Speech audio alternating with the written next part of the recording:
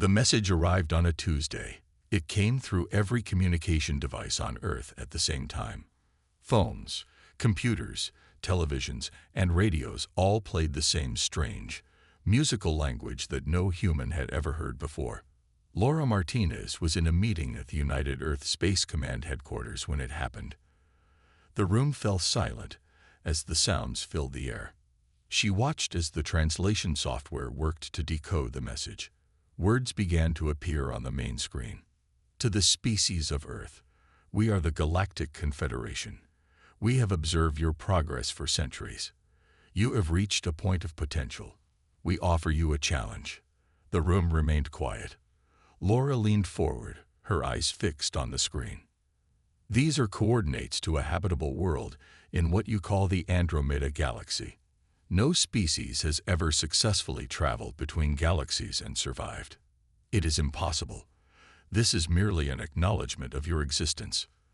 The message ended with a series of numbers that made several scientists in the room gasp.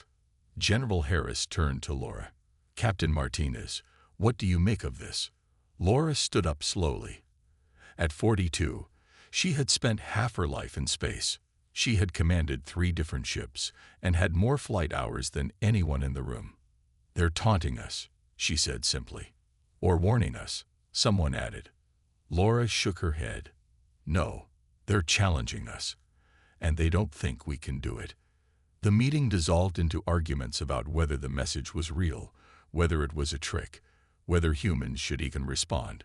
Laura stayed quiet, her mind already racing ahead. 3 days later, she knocked on the door of a small university office. The sign read Dr. Alan Wright, Quantum Physics. The man who opened the door looked like he hadn't slept in days. His curly hair stuck out in all directions, and his glasses sat crookedly on his nose. "Captain Martinez," he said, surprised. "I got your message. Come in." The office was a mess of papers, books, and strange models hanging from the ceiling. On his whiteboard was a series of equations that Laura recognized from the Confederation's coordinates. "You've been studying the message," she said. Ellen nodded.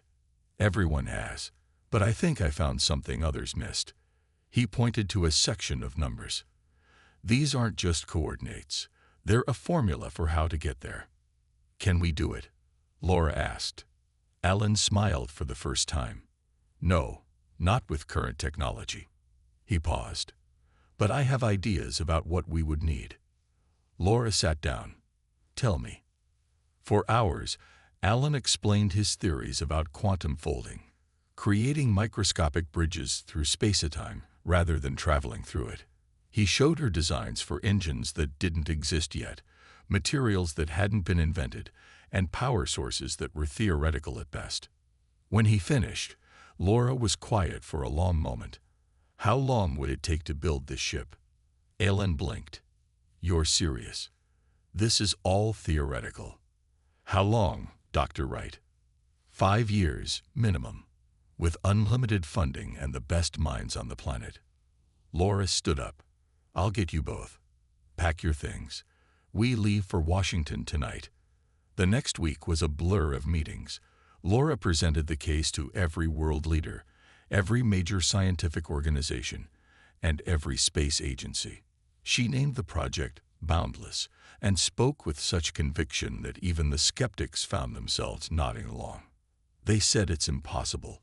She told the United Nations Security Council. But throughout history, humans have done the impossible. They said we couldn't fly. They said we couldn't reach space. They said we couldn't land on the moon. Each time, we proved them wrong. On the last day of meetings, as funding was finally secured, Laura received another message. This one came only to her personal device. "Your journey is futile, but your persistence is admirable. We will be watching, Captain Martinez." Laura smiled at the screen. "We'll see you soon," she whispered, "whether you believe it or not." 5 years passed in a blur of progress, setbacks, and breakthroughs. The desert compound that housed Project Boundless grew from a few buildings to a small city of scientists, engineers, and support staff. At the center of it all stood a massive hangar where the UES Horizon was taking shape. Laura walked through the hangar, dodging workers and equipment. Her hair had more gray now, and lines had formed around her eyes from too many long nights. But her steps were still firm and her eyes still burned with determination. "Captain Martinez," called a voice from beneath a tangle of wires.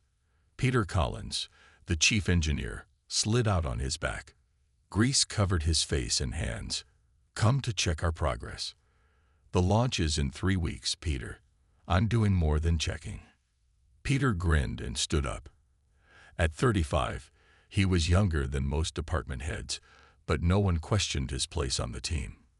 His hands could build anything his mind could imagine, and Dr. Wright's theories needed those hands. "The quantum folding drive is installed," he said, leading her to a sealed chamber at the heart of the ship. Through a small window, Laura could see a sphere that seemed to shift and move even though it was completely still. "It's beautiful, isn't it?" Laura nodded.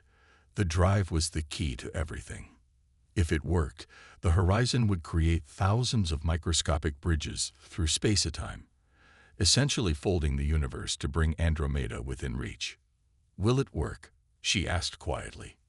Peter's smile faded. "In theory. But no one's ever built anything like this before. We won't know until we try." A soft chime interrupted them.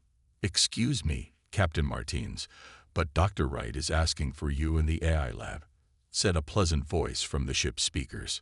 "Thank you, Archie," Laura replied. The ship's artificial intelligence system had been activated a month ago and was still learning. "Tell him I'm on my way." Laura found Alan and Olivia Nelson in a room filled with screens and servers. Olivia was typing rapidly while Alan paced behind her. "You needed me?" Laura asked.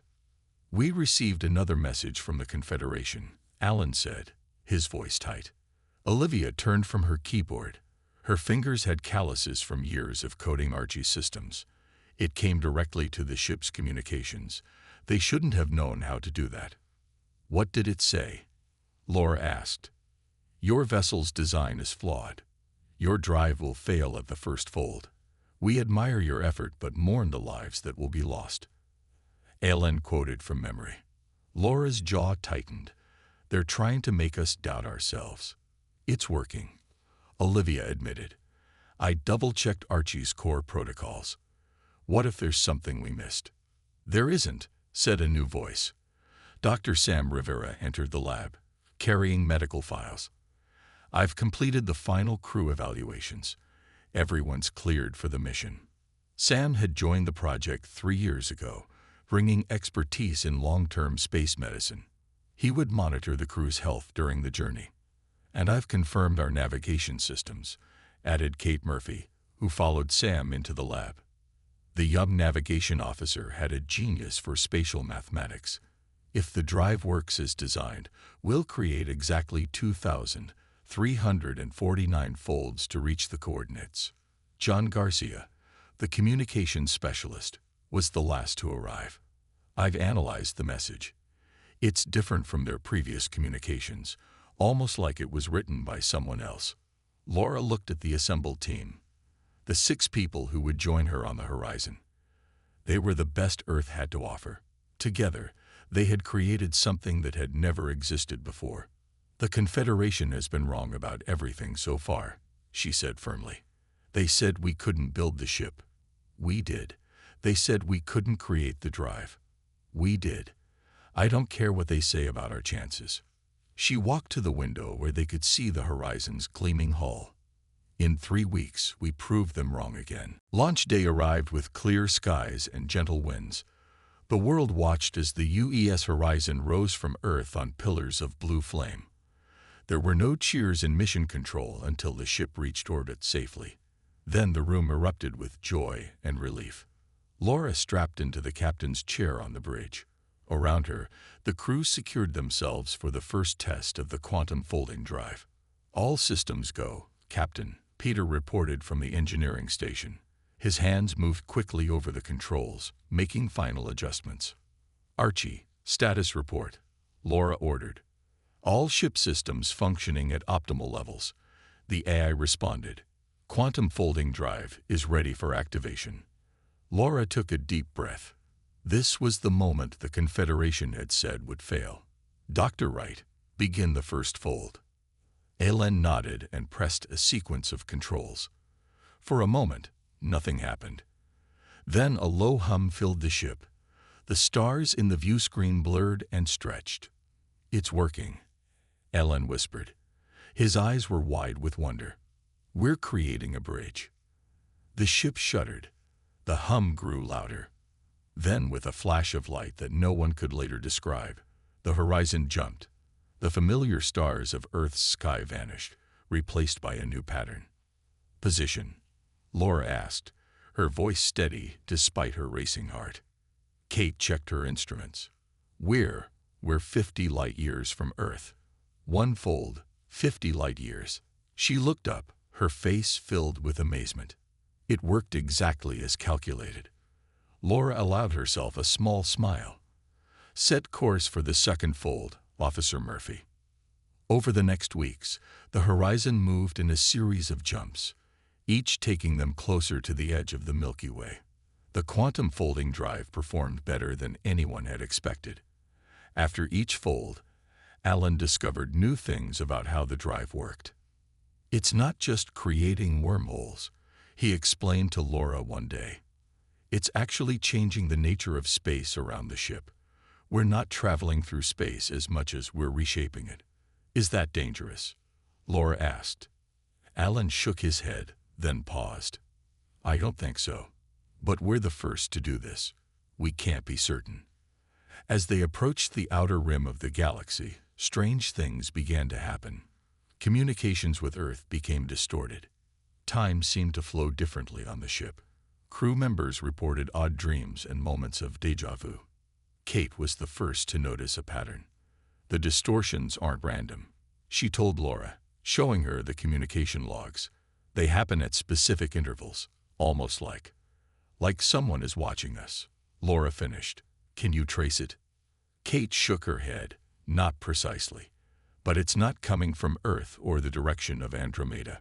John spent hours in the communications lab, trying to make sense of the strange signals they were picking up. One day, he called an emergency meeting. "I found something," he said, playing a recording. The sounds were similar to the Confederation's original message, but somehow different. "What are they saying?" Laura asked. "It's not a complete message, just fragments. But they're talking about us." John looked troubled. "They keep repeating one phrase. 'The humans have done the impossible.'" "They sound surprised," Sam noted. "They should be," Peter grinned. "We're doing what they said couldn't be done." Laura studied the star map that showed their position near the edge of the Milky Way. Beyond was the vast emptiness between galaxies, a void no human had ever crossed. "Prepare for the next series of folds," she ordered. "We're about to leave home behind." The horizon made one more fold, and the familiar glow of the Milky Way shrank to a brilliant spiral behind them. Ahead lay nothing but distant, scattered light. They had entered the void between galaxies, the space that the Confederation had claimed no one could survive. The void was unlike anything the crew had experienced. There were stars, yes, but they were distant and dim, like candles seen through fog. The ship's sensors struggled to find reference points. Even the quantum folding drive behaved differently here. "It's like the laws of physics are softer," Alan said, reviewing the data 3 months into their journey through the emptiness between galaxies. "Each fold takes us farther than it should." Laura nodded. She had noticed other strange things too. The crew needed less sleep. Food tasted different. And sometimes, when the ship was quiet, she thought she could hear whispers just below the range of hearing. "Captain, I need to show you something," Sam said, entering the bridge with a medical tablet. "I've been tracking our physiology since we entered the void." He displayed a series of brain scans on the main screen. "These are our neural patterns before we left the Milky Way, and these are from yesterday." The difference was clear even to Laura's untrained eye. The newer scans showed more activity, more connections, more light. "What does it mean?" she asked. I'm not sure, Sam admitted, but we're changing. All of us. Our brains are forming new patterns, new connections. Before Laura could respond, the lights on the bridge flickered. The view screens filled with strange symbols that flowed and changed like water. Archie, Laura called. Status report. No answer came from the AI. Engineering report. Laura ordered through her comm. Peter, what's happening? I don't know. Peter's voice was tense. Systems are malfunctioning all over the ship, but not breaking down, just changing, like they're being rewritten. The symbols on the screen shifted again, forming patterns that almost made sense, then breaking apart. It's trying to communicate, John said, staring at the display. These aren't random glitches. What's trying to communicate? Laura demanded. As if in answer, the symbols flowed together to form words in English. We see you. Can you hear me? Laura asked the empty air. Who are you? The words changed. We are like you, travelers, seekers. We tried to get journey. Another species that attempted to reach Andromeda. Ellen asked, fascinated. Yes. Long ago. We failed. We change et. We became. Became what? Laura asked. The entity didn't answer directly. Instead, new images filled the screens. Strange ships, alien beings, journeys across vast distances. Then a picture of the horizon, but changed, evolved, more efficient. Your ship evolves.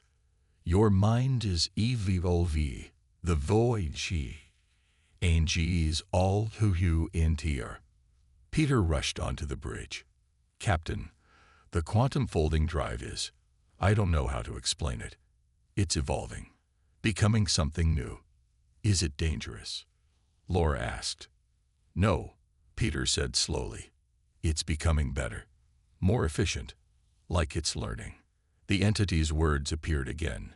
We can guide. We can help. We have for others. To see where we failed. Laura's instincts told her to be cautious. Why would you help us? Isolation is death. Connection is life. The Confederation must not be only voice between JLXIs. You know about the Confederation? Laura asked. They guard. They line at. They fear any new things. New beings. They feared us. They fear you. The crew exchanged looks. This changed everything they thought they knew about their mission. If the Confederation didn't want anyone to cross the void, why give us the coordinates? Kate asked.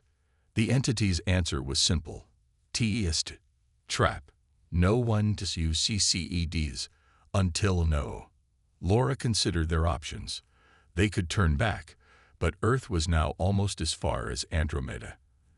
They could continue without help, facing whatever waited at the other side. Or they could trust this strange entity that claimed to be the remains of failed travelers. What do you want in return for your help? She finally asked. Take us home. We akvbbenntevoi too long. Laura looked at her crew. One by one, they nodded. Show us the way, she said to the entity. We'll help each other. With the entity's guidance, the horizon moved through the void faster than before. The quantum folding drive created bridges that were more stable and efficient. The crew worked closely with the entity, which they began to call Guide. We're approaching the edge of Andromeda, Kate announced one morning. One more fold should take us into the galaxy. The crew gathered on the bridge. After 4 months in the void, they had changed. Their eyes seemed brighter, their minds quicker. They moved with a grace that wasn't entirely human anymore. Ready for the final fold, Laura ordered. Ellen activated the drive.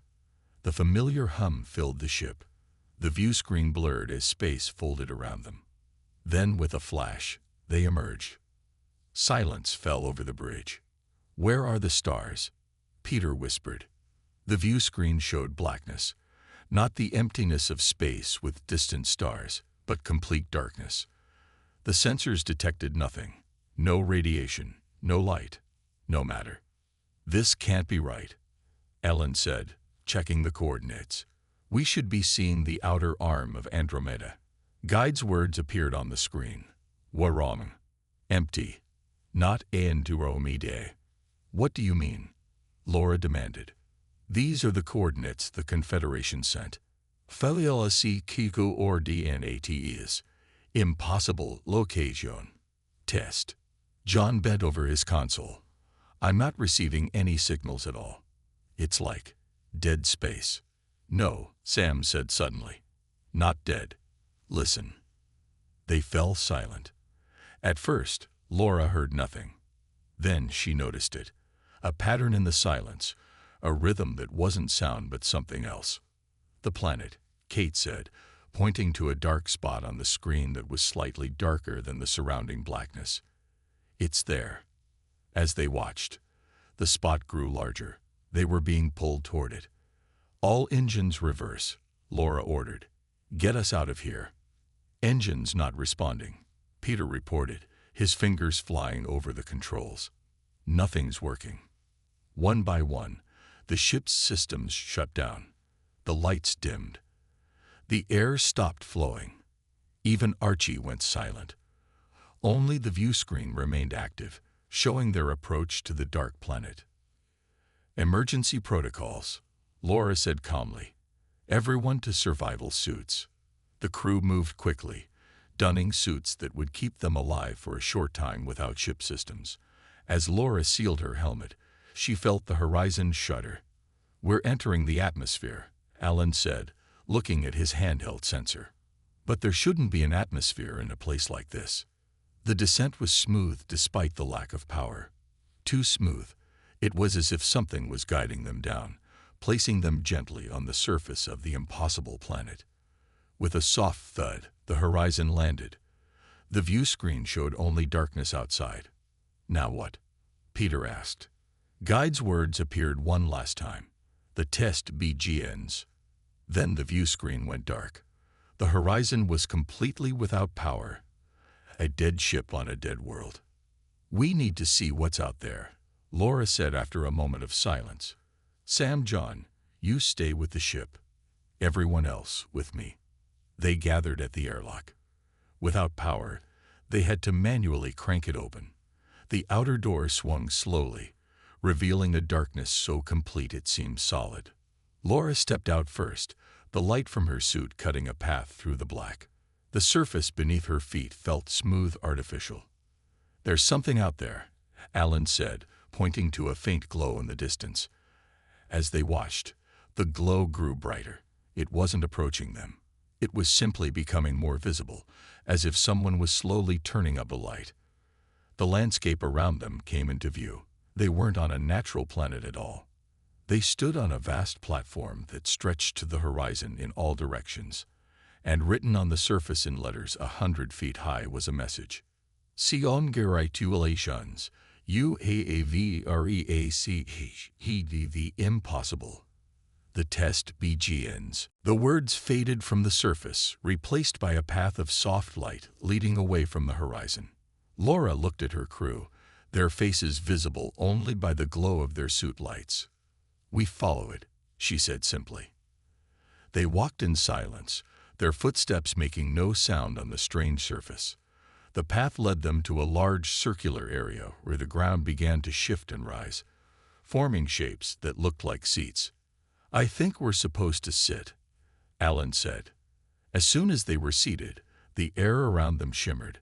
Suddenly, they were surrounded by holographic images, strange beings with multiple limbs and eyes that glowed with inner light. One of the beings stepped forward. When it spoke, they heard the words inside their minds. "Humans of Earth, you have done what we believed impossible. You have reached the testing ground." "Who are you?" Laura asked. "We are the Galactic Confederation. We are the caretakers of order between the stars." Peter leaned forward. This isn't Andromeda, is it? The being made a gesture that might have been a negative. This place exists between realities. The coordinates we sent were designed to be unreachable. No species has ever completed the journey. Why? Laura demanded. Why send us on an impossible mission? To test, to evaluate, to see what solutions you would attempt. The being's eyes flickered with changing colors. All species are given this challenge when they reach a certain level of development. Most recognize the impossibility and focus on improving their own worlds instead. But we succeeded, Alan said. Yes, the being seemed troubled. Your quantum folding technology was unexpected. It should not have worked, yet it did. Another being joined the first. We detected your approach through the void. We observed your interaction with the entity you call Guide. Laura tensed. What do you know about Guide? It is another reason you should not be here, the second being said. That entity was contained in the void for a purpose. It belongs to a species that attempted to challenge the natural order. We believe them extinct. They helped us, Kate said firmly. Yes, and in doing so, created an unexpected outcome. The first being moved closer. Your minds have been changed by the void, and by contact with the entity. You are no longer purely human. Laura felt a chill. What does that mean for us? It means you have options no other species has ever had. The being waved a limb, and new images appeared around them. Beautiful worlds, advanced technologies, peaceful civilizations. The Confederation offers you membership as a special case. We would study your technology, help you control the changes to your minds, and welcome Earth as a protected world. Protected? Laura asked, or contained. The being's eyes dimmed slightly. Both, for your safety and for others. A new presence made itself known. Guide's voice echoed in their minds, though no words appeared on screens.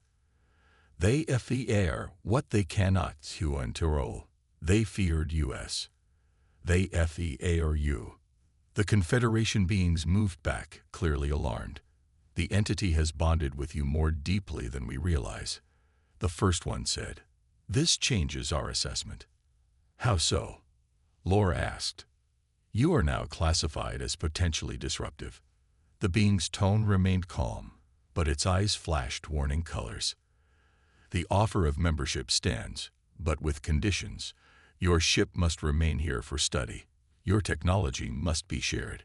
Your contact with the entity must be severed. Laura looked at her crew. She saw in their eyes the same thing she felt, a deep distrust of these terms. And if we refuse, she asked, then you may leave, but you will be monitored. The Confederation will take steps to ensure Earth develops along acceptable paths. Laura stood up. The other humans followed her lead. We didn't come all this way to be controlled, she said firmly. We came to prove something was possible. And we did. You do not understand the complexities of galactic politics, the being insisted. There are balances that must be maintained. Maybe those balances need to change, Laura replied. We're returning to our ship now. We'll give you our answer after we've discussed it privately. The beings made no move to stop them as they walked back to the horizon. But Laura could feel their eyes watching, calculating, judging. They're afraid of us, Alan whispered as they walked. They're actually afraid. Back on the horizon, power suddenly returned to all systems. Lights came on. Air began flowing again. Archie's voice welcomed them as if nothing had happened. The crew gathered in the conference room. No one removed their survival suits, unsure if the ship's restoration was permanent or a trick. They want to control us, Laura said, starting the discussion. They're afraid of what we've done and what we might become. They're offering us membership in something amazing, John pointed out. Access to all those worlds we saw. As pets, Peter said sharply, not as equals. San nodded. And they want to fix our minds. Return us to what we were before. Can we even go back? Kate wondered aloud. I don't think I want to. I feel more now. Like I can see and understand things I couldn't before. Alan had been quiet, working on a tablet. I've been studying the quantum folding drive's evolution. With what I've learned from Guide, I think we can modify it further. To do what? Laura asked. To go anywhere, not just to Earth or Andromeda, but to any point in any galaxy. Alan looked up, his eyes bright with possibility. The Confederation doesn't understand what we've created because they never thought to try. They've been the only power between galaxies for so long they've stopped looking for new solutions. Guide's presence filled their minds again. Not the only power, others, high D. Wait. Survive. What do you mean? Laura asked. In answer, faint signals began appearing on John's communication console, hundreds of them, from various points in what should have been empty space. Messages, John said in wonder. From all over, in different languages, different patterns, but all hidden, masked to avoid detection. Other species that try to reach Andromeda? Sam asked. Some yes, others native. All avoiding Confederation. All watching you. Laura made her decision. Send a message, John. Tell them we want to talk. Over the next few hours, they received responses. Some were just data bursts. Others were images or mathematical formulas. A few contained words in languages Archie could partially translate. They're scattered throughout Andromeda, John explained, showing a map of signal origins. Small colonies, hidden outposts, even some ships like ours, all staying off the Confederation's sensors. A resistance, Peter said. Or just people who want to be free to develop in their own way, Laura suggested. Alan finished his work on the drive. It's ready. We can leave whenever we want. The Confederation can't stop us now. Laura nodded. It's time to give them our answer. The Confederation representatives appeared as soon as they stepped outside the ship.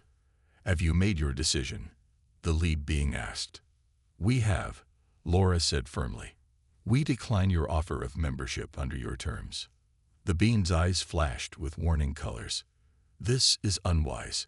You cannot navigate the complexities of intergalactic politics alone. We won't be alone, Laura said. The being's posture changed, becoming more rigid. Explain. We've made contact with others. Species you thought you had controlled or contained. We're going to form our own coalition. That is not permitted, the being said, its voice hardening. Laura smiled. You said it yourself. We've done the impossible. And we're just getting started. She turned and led her crew back to the horizon. This time, the Confederation made no move to follow or stop them. Once inside, Laura gave the order. Take us out, Alan. Set course for the rendezvous point. The quantum folding drive hummed to life, now sounding like music rather than machinery. The horizon rose from the artificial planet, and then, with a flash of light that rippled across realities, vanished. Back on Earth, 5 months after the horizon's departure, Mission Control received a brief message. They claimed it was impossible. We proved them wrong. And we're bringing friends. Prepare for first contact with the new Galactic Alliance. Humanity is no longer alone among the stars.